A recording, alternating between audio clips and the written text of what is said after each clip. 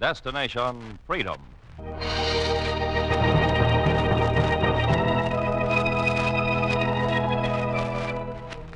Destination Freedom. Dramatizations of the great democratic traditions of the Negro people is brought to you by station WMAQ as a part of the pageant of history and of America's own Destination Freedom.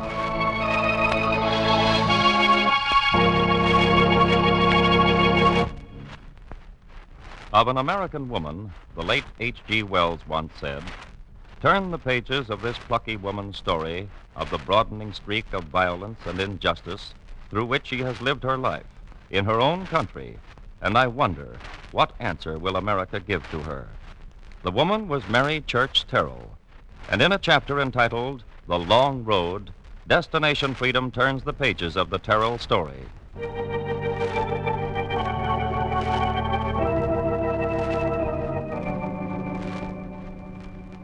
I am the woman, Mary Church Terrell. The pages of my story began at the close of the Civil War.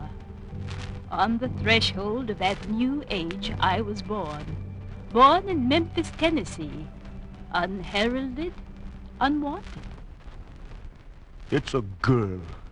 At a time like this, the Almighty sends us a girl. It's neither the time nor the place to raise one. No, it's not the time for any child. I wanted none. A boy, he'd have a chance. But in this section of the South, where they're struggling to throw us back into slavery, a girl. Oh, I wanted no children at all. None at all.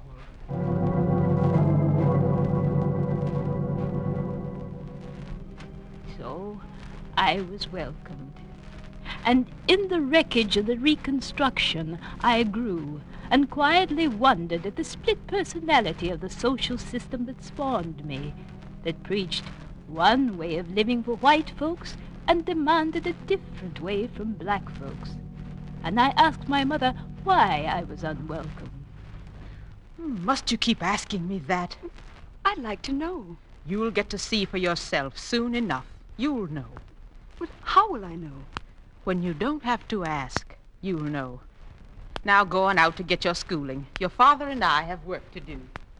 So I would go out to school and to play and to wander across the street where a boy I knew, Tom Moss, also wandered, and who would call to me, "Oh, Mary. Hey, want a piece of apple? Go on, take it. Well, Oh, go on, bite. You got a small mouth. Hey, that's a nice bite. Hey, your mouth ain't as small as I thought it was. I did the best I could. And your best is plenty good. Hey, you going my way? Come on. You walking down Cottonwood Street? You're not supposed to. It's for white folks only, the sign says. Hey, but I hear your old man's gonna buy a house on it. But my mother says we're not... She won't stop him, 'cause he's right. I'm gonna be like him one day. Ain't gonna be no streets where I can't walk when I get bigger. Hey, Mary, you ever read the 13th and 14th Amendments? Yes. You know, our folks used to be slaves, but all that stuff's ended. It's dead. Ain't no more slavery, so them white signs don't mean a thing. The Constitution says everybody's free and equal, and I intend to stick by it like a gun. and Tom and I, children of newly freed slaves, would wonder the world around us. And already there was a militant manner in his outlook that I longed to have. And when I asked him how he got that way, he said, I'm a man. I'm supposed to fight for what's my own. Your pa said. And just what am I supposed to be doing? Well, you're a woman. You're supposed to just sort of keep out of the way. Your pa said. it was true. My father had said this. And one evening when I came home, he took me over to our new house on the corner of Forbidden Cottonwood Street. I stood with my mouth open. All right now, girl, stand aside. Least a woman can do is keep out of the way of those who are busy. Let the moving men by. Wagner. They're coming, Church. We're coming. Well, this way. Stand aside, girl. You hear me? Here, boy. All right. Hold it a while. Easy now. Easy. There. Don't see the sun setting. Don't stop now. Get my furniture in. Well, I see the sun setting, Church, but do you see what else I see? Way down the end of Cottonwood? I got eyes. Well, it's a mob.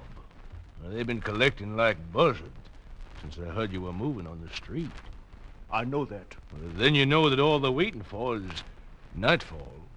My advice, Mr. Church, is take your wife and daughter away. I hired you to move me, Mr. Wagner. Well, that's what we're doing. When I need advice, I'll ask for it. Church, if you had someone here to help you fight off the mob if they attack you, it'd be different. All you got is 2 women. Now, I'll tell my boys to take the furniture back. Hey, boys, yeah. Mr. Wagner, I've paid you. You go on. If you insist on it. I do. But you're a fool, John Church. A fool and his life soon parted. All right, boys. Heave on that furniture. Now stand aside, girl.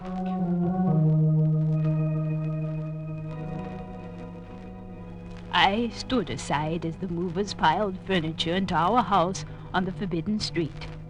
That night my father kept a restless watch, and outside a mob intent on preserving white supremacy milled about and shouted. And through the night, as our vigil wore on, my father called. Mary. Yes? Not you, your mother. Mary. Oh, what is it? They're still waiting out there. Well, let them wait. They won't go away until they are driven away. Oh, but the police, The they are... police won't help us, you know it. If we stay cooped up, they'll swarm around until one gets enough nerve to shoot through the windows. Then they'll come in at us like hungry dogs. Oh, John, why did we ever move here? Because our fathers long for this freedom, even more than we have. And by George, no one is going to drive us out. Well, what are we going to do? I'm going to meet them. Oh, John. It's better to go outside and convince them than wait and let them take us. My gun, Mary. Oh, convince them of what? That slavery is over. My gun. Good. Now step aside, girl. I stepped aside, and though my mother snatched at him, the ex-slave went out to convince his ex-masters that he indeed was free. And we huddled in the house and heard shots in the street, heard the uproar and the rioting, and listened as it died out. And when the overdue dawn drove the night off, there was a knock on the door. I went to see if Father had won his house or lost it. I'll go, girl. You stay here. All right, Mother. She tiptoed to the door and opened it. It was Father. He came walking in. No, 3 men, the movers, were helping him walk. They brought him past me, and then I saw the back of his head and cried out, Father, you're hurt! Mary, Yes, John. didn't I tell you to keep the girl out of sight? Oh, I did, but... Well, why do you stop and stare, too? Wagner. Yeah. Take me up. My head. Oh, John! No, quiet, ma'am. He's hurt bad, but I think he'll pull through. He drove him off, all right. Just step aside and let us handle it. I think he'll pull through. and she stepped aside and took me with her and told me why she'd not been anxious for a child. Now you can see.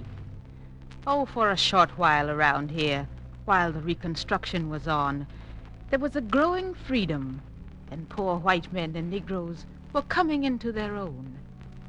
But before you were born, a reaction tore down the work of the Reconstruction, the free voting, the equal education, and I could see we were heading towards a new kind of slavery. No mother wants to see her child suffer prejudice and bigotry. Now, you see.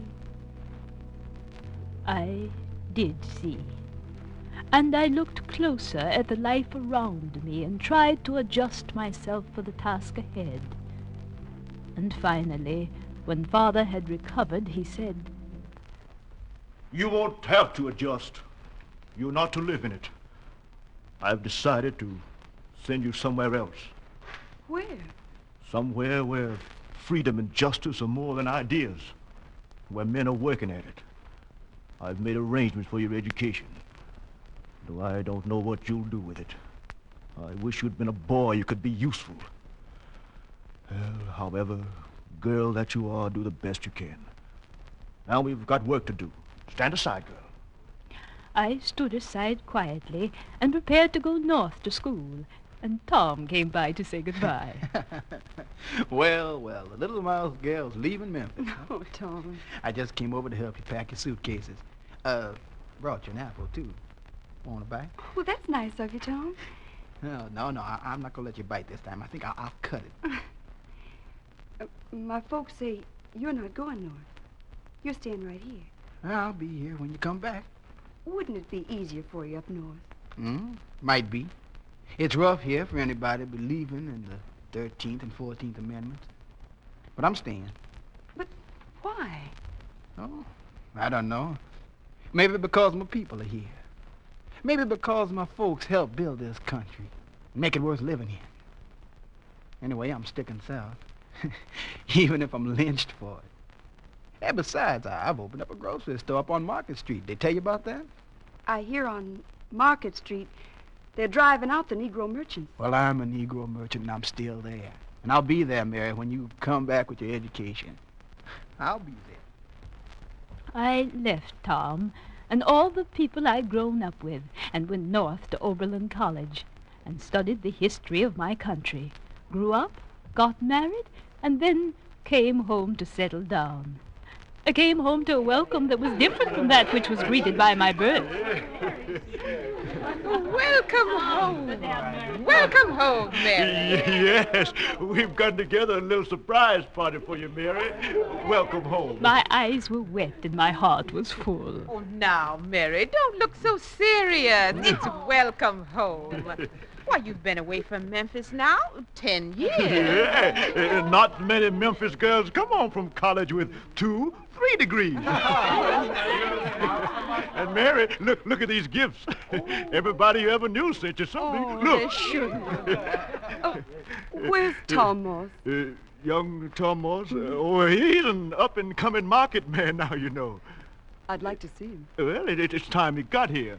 Yes, he said that he wouldn't miss your homecoming. That's right. In fact, he sent you a gift, right along with the other folks. Here, I left it in this here crate. Well, help me, Mr. Wagner. You bet, John, you bet. You helped me move my furniture into my house when you thought it was going to be my coffin. You ought to be able to lift a little crate now. Sure, John. Here you are. Here. I'll just open it. Yeah, I'll see what's in it. All right. Yeah. Nothing but red apples. There's a note. There's a note. What is that? Note says, What is it? wait, don't let your big mouth eat 'em all. Save half for me. I'll be there. See what to tell you. You're home, girl. And I felt the warmth of the people around me and forgot the years I'd lived in terror and when my father went out to convince his neighbors he was free. And I waited for Tom to come and to again strike his rich, warm note. Instead, his younger brother came running up the steps in panic and fear. What is it, boy? What is it? It's Tom! There's a riot over on Market Street! They wrecked Tom's store! Tom's been lynched!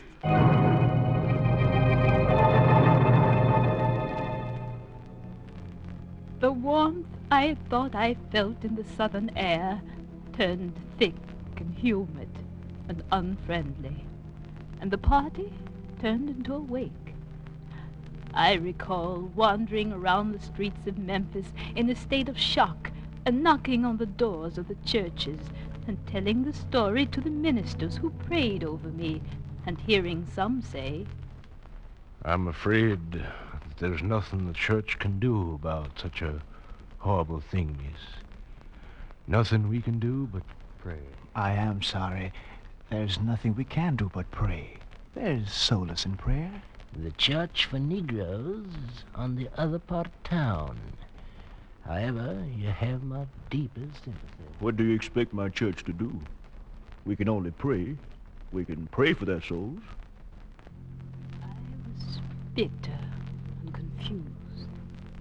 I couldn't see why Memphis churches could not fight lawlessness, could not feel it was time to crusade for the living equality of all mankind.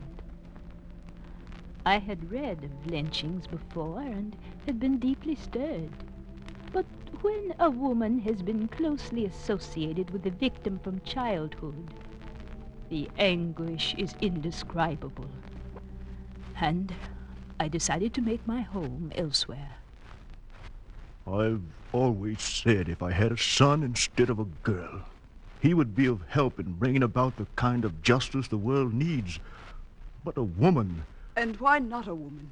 Most people would think, well, that fighting is sort of out of place for a woman.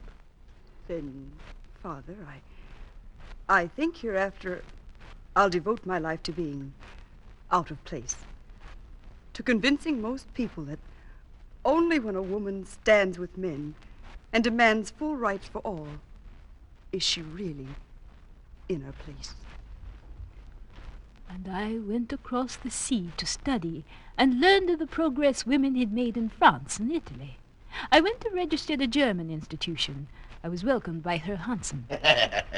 Fräulein Church, we are very glad to have you register to study here. Well, I've heard so much of this school.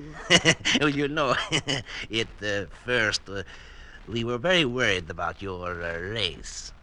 Yes? Why? Well, You discriminate against students because of their color?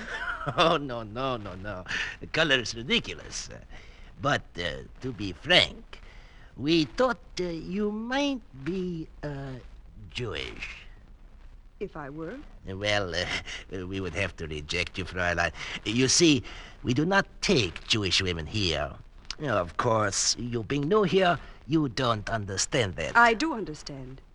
There's nothing new about discrimination. But of course you are... In my own country, Herr Hansen, there, too, are many institutions where I can't study because of my color. But of course, it's very foolish. Any institution would be proud to have such a scholar as you. Any institution should be ashamed to discriminate against any woman, Herr Hansen. I don't think I can study here. Well, why? I believe that once one accepts discrimination against another, he's preparing the way for his own slavery. I intend to remain free. I remained free in Europe, and I worked and studied, while I saw other women slowly giving in to race prejudice. And I learned that no women can live free and equal by standing silently by while huge sections of the human race were slandered and made second-class citizens. And when I came home to America, I had my work cut out for me. I was called to Rochester by a woman who said, "I've heard of your lectures in Germany, Miss Church. There's a need for the same things here." Yes? Yes.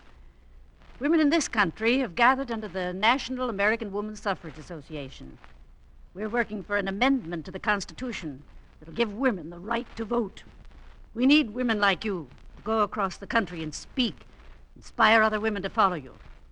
Without this fight, it may take 100 years before women will cast ballots in America. I've thought of that. Will you go? Where shall I start? Start where the message is needed most. Well, that's in the South. It's harder to get women to listen there. I know. We've got to get to white women and Negro women in the South. Get to them and somehow get them together. I'll get to them. I took up the fight for women's suffrage and traveled south and spoke days and nights before women gathered in homes and halls. I spoke of the simple desire every woman had for dignity and strength, and the same human recognition for their merit and talent that greeted men, some men. And in the cornfields in Kansas, I talked to women while their men went off to vote at the polls. How long you think it'll take, Miss Church, to get an amendment passed? Well, if enough women from this state join the association and get their men to vote for the amendment first... Now, how do you get the men to vote for equality? Just the sound of the word makes them mad. You've got to convince them. How? My husband says women's place is to raise the children, nothing else. He has daughters? 3. Well, ask him if he wants them to serve in drudgery and subservience and have no rights of their own. Yeah, nope. Nope, he ain't likely to stand for that if he thinks of his own daughters. Not likely. and I went south and talked to women in cotton fields as well as women in clubs and hotels. And soon my name became known in towns before I reached them. Sometimes the women welcomed me as I got off the train. Sometimes they came to the train to see that I didn't get off, as they did in Alabama. Are you that agitating woman they sent down here from up north? I'm from Memphis, and I came to speak about something that concerns us all. I knew it. That's her. Yes, sir. That's this woman who's going around stirring up trouble. Women, please listen to me. I've got to talk to you. Listen, if you want to know something for your own good, girl, get back on that train and stay, or they'll be throwing you back on. Who are they? The men folks around here. They heard about you coming. And since when have women with backbone allowed men to dictate who they shall hear and who they shan't? Since when? We don't want no colored women coming down here telling us what to vote for. That's all. But who knows more about what's in the hearts and minds of women of the South, Negro and white? You? Or the bigots among men who've never given equal treatment to their Negro neighbors, nor to you, their wives and daughters? And who among you enjoys the freedom that all women need? Who associates with whom she likes?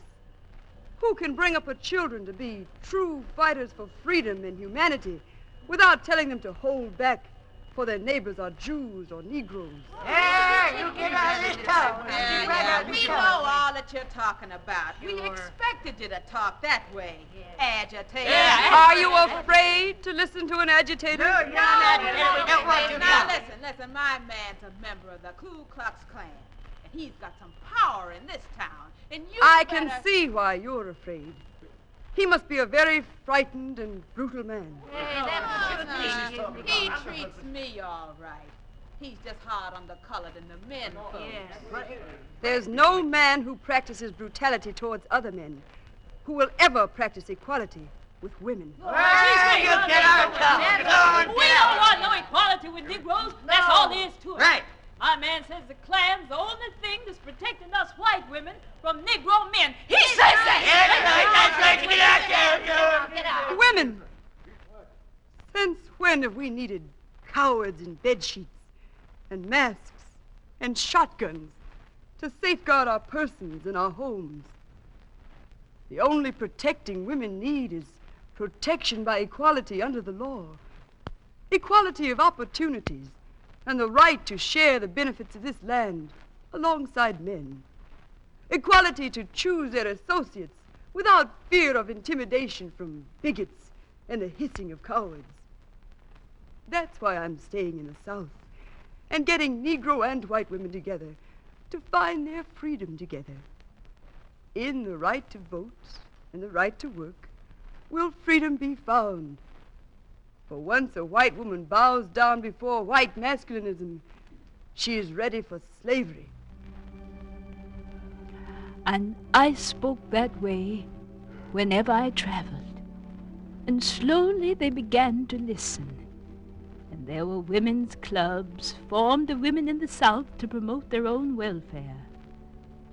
I helped form a national association of colored women when the crucial 19th Amendment to grant suffrage to women was passed. I worked for women's organizations everywhere to implement the amendment and to bring a new awareness of the struggles women were making to help construct a new society where race and sex discrimination would be outlawed. And when I had finished this mission, I was invited to another. Miss Church, I've called you here because we're proud of your work in women's suffrage and your work with the Washington Board of Education. There's another mission I wish you could join. What is it? Well, you've enlisted women behind political rights and social rights. The world wars ended in Europe. Now there's another thing we've got to get women behind. Peace? Yes. Without peace, none of the rights we won for women will mean anything. Will you help? You know I will. I'm glad. I'm going with you. I'm going on leave of absence from Hull House here in Chicago to help build the peace.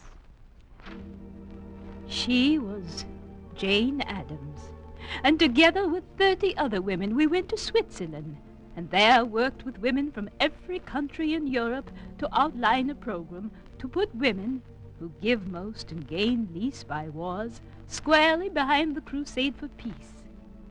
And on my way home, I stopped in England and met a man who'd already read the early pages of my life and said,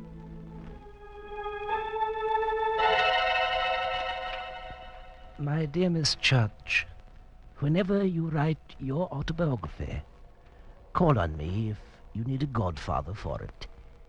For if you live the next 20 years of your life the way you've lived the last 20, it will be a book all America should read. And I came home to Washington, where I decided to live. And again I was called to undertake a mission. The call came from the head of the Washington Education Association. Would you have time this year, Miss Church, to make a study of George Washington's relation to the Negro people? My department wants to print a pamphlet for the coming Washington bicentennial. If you have time, I know you're very busy. I found the time, and I began by boarding the bus in Washington to go out to the George Washington's home at Mount Vernon. But it seems I had forgot that here, in our nation's capital, I wasn't free. Fair, please. Step back in the bus. Move back in the bus, please. Hey, woman. Hey, you hear me, woman? You deaf or something? If you're deaf, woman, you sure ain't blind. Can't you hear me? What is it, You're conductor? sitting in the wrong seat. White folks in the front, colored in the rear. You been in Washington a long time? A very long time. Then act like it. Are you moving? Or are you giving me a little trouble? I'm too tired to move. I guess I'm going to give you trouble. All right then, woman, you asked for it. All right, hey, hold that door open there. Now, come along. Out you go!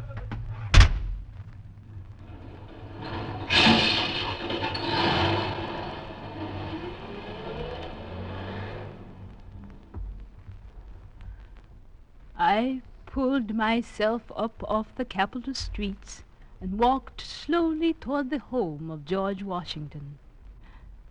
I was going to make my survey on the relations of the Negro people, not only with the first president, but with the capital of the country. I would not step aside. True, I was an old woman, but there were still fights for women to lead. There were still the fights for justice and equality and peace. I looked toward Mount Vernon. It was at the end of a long, long road, but I still had strength to travel it.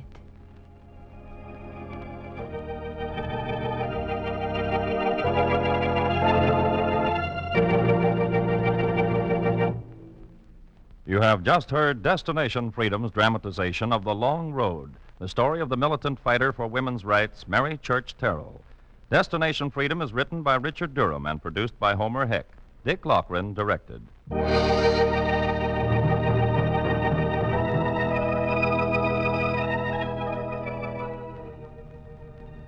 The role of Mary Church Terrell was played by Wezlynn Tildon and Janice Kingslow.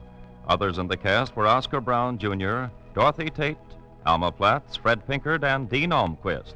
Special music was composed by Emil Soderstrom and played by Elwyn, Owen, and Jose Bethancourt. Sound effects by Cliff Mueller. This is Charles Chan inviting you to be with us again next week when Destination Freedom will present the first chapter of the Henri Christophe story, The Liberator of Haiti.